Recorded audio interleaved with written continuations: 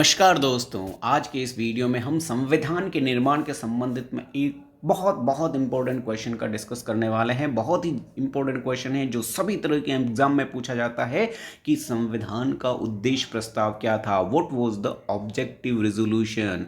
संविधान सभा में ये जो नेहरू द्वारा उद्देश्य प्रस्ताव प्रस्तुत किया गया था उसकी प्रमुख विशेषताएं, प्रमुख बातें क्या थी। तो बहुत बहुत इंपॉर्टेंट है ये उद्देश्य प्रस्ताव। तो आज के इस वीडियो में हम इस उद्देश्य प्रस्ताव और उससे संबंधित नेहरू के कंट्रीब्यूशन इन सभी के बारे में डिस्कस करेंगे। Don't forget to like, comment, share and subscribe to my channel. Start करते हैं ऑब्जेक्टिव रेजोल्यूशन या उद्देश्य प्रस्ताव। तो संविधान सभा में 13 दिसंबर 1946 को पंडित जवाहरलाल नेहरू द्वारा ऑब्जेक्टिव रेजोल्यूशन प्रस्तुत किया गया था। सबसे इंपॉर्टेंट चीज आपको याद रखनी है कि संविधान सभा में यह उद्देश्य प्रस्ताव 13 दिसंबर 1946 को प्रस्तुत किया गया था और प्रस्तुत करने वाले थे पंडित जवाहरलाल नेहरू।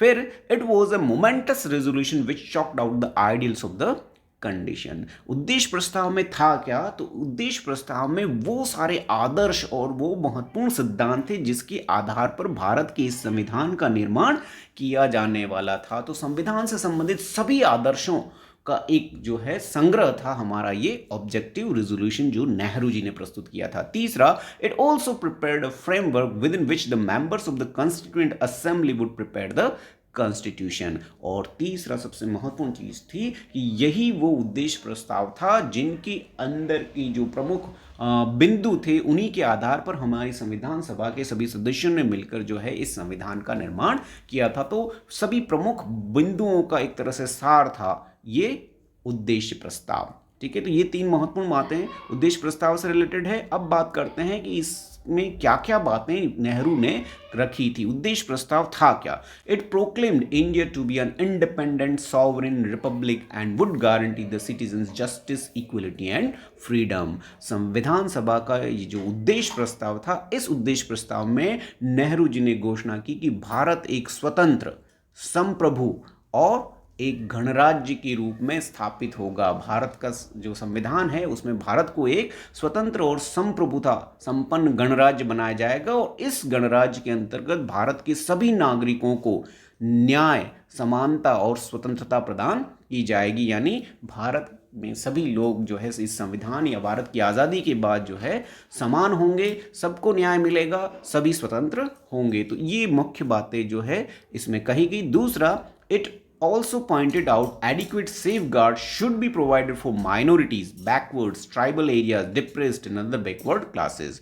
फिर इस संविधान में अगली महत्वपूर्ण बात ये की गई कि इसमें उन सभी वर्गों के लोगों को भी जो है सुरक्षा प्रदान की जाएगी जिन्हें अल्पसंख्यक, पिछड़े हुए जो है या ट्राइबल, आदिवासी माना जाता है, डिप्रेस, दलित कहा जाता है, उन सभी जातियों और वर्गों को भारत के इस संविधान द्वारा सुरक्षा प्रदान की जाएगी। ये इस उद्देश्य प्रस्ताव की दूसरी प्रमुख विशेषता थी। तीसरा, इसमें नेहरू जी ने जो बात की थी कि after pointing out the objectives of the constitution, Nehru placed Indian experiment in a broad historical perspective.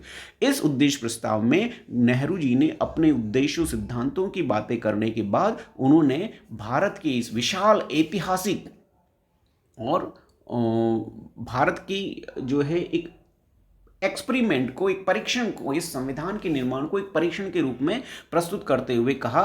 He on his speech referred American war of independence. उन्होंने अपने इस उद्देश्य प्रस्ताव में अमेरिकन स्वतंत्रता संग्राम को मेंशन किया। साथ ही साथ उन्होंने फ्रांस की जो क्रांति थी 1789 की उसके ऊपर भी बात की एंड रशियन रिवॉल्यूशन 1917 की रशियन रिवॉल्यूशन। इन तीन प्रमुख क्रांतियों को उन्होंने अपने उद्देश्य प्रस्ताव में डिस्कस करते हुए बताया कि हमें भी उन्हीं की तरह जो है वहाँ जिस तरह की बातें इस American war of independence, French revolution और रशियन रिवॉल्यूशन में की गई थी, उसी तरह के सिद्धांतों और आदर्शों को हमें अपने इस संविधान में स्थान देना होगा। Who had a longer history of struggle for liberty and freedom.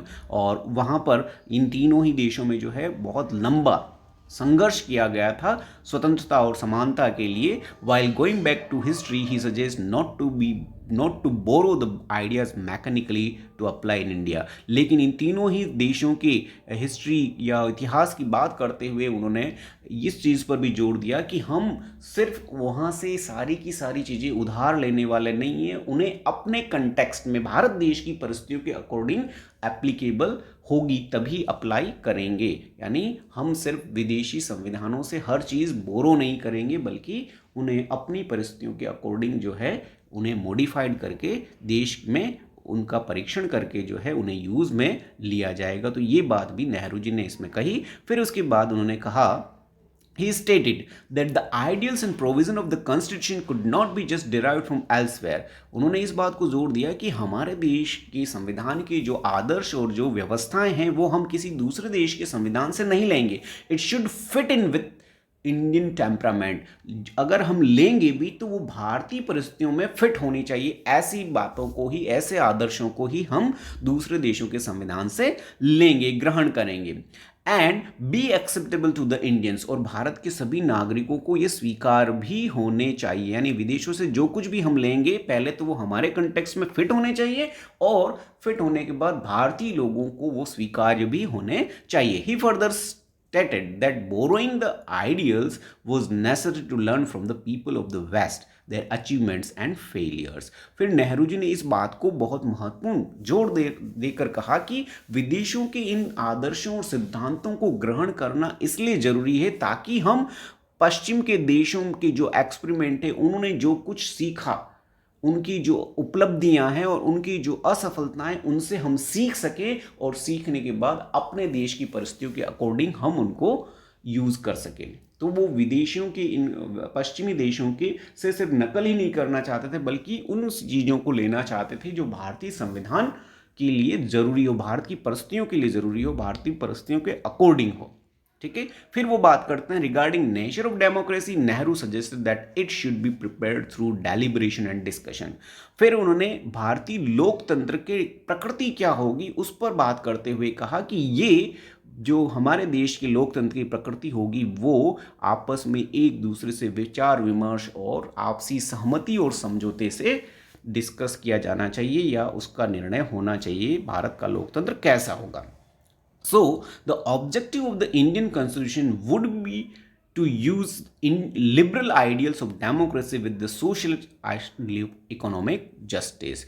तो उनका जो मानना था कि भारतीय संविधान का उद्देश्य जो है वो स्वतंत्र विचारों, लोकतंत्र के स्वतंत्र विचारों को अपनाने के साथ ही साथ भारत में सभी तरह के सामाजिक आदर्शों को आर्थिक रूप से न्याय प्रदान करने के रूप में होना चाहिए। यानी समाज के सभी वर्गों को आर्थिक न्याय भी मिले और लोगों में लोकतांत्रिक स्वतंत्रता के विचार भी जो है अपनाए जाए। इन दोनों ही तरह को, लोगों को न्याय और लोगों की स्वतंत्रता, दोनों चीज़ों का मिक्सचर करके हमारे इस संविधान का निर्माण किया जाना चाहिए, जिसमें जनता के सभी वर्गों को जो है सामाजिक न्याय और आर्थिक समानता के साथ साथ सामाजिक, राजनीतिक सभी तरह की समानता प्रदान की जाए। तो इस तरह की बातों को इस ऑब्जेक्टिव रिजोल्यूशन में, संविधान के उद्देश्य प्रस्ताव में पंडित जवाहरलाल नेहरू द्वारा 13 दिसंबर 1946 को प्रस्तुत किया गया था। तो ये था हमारा उद्देश्य प्रस्ताव। आशा है आपको सभी को समझ में आया होगा,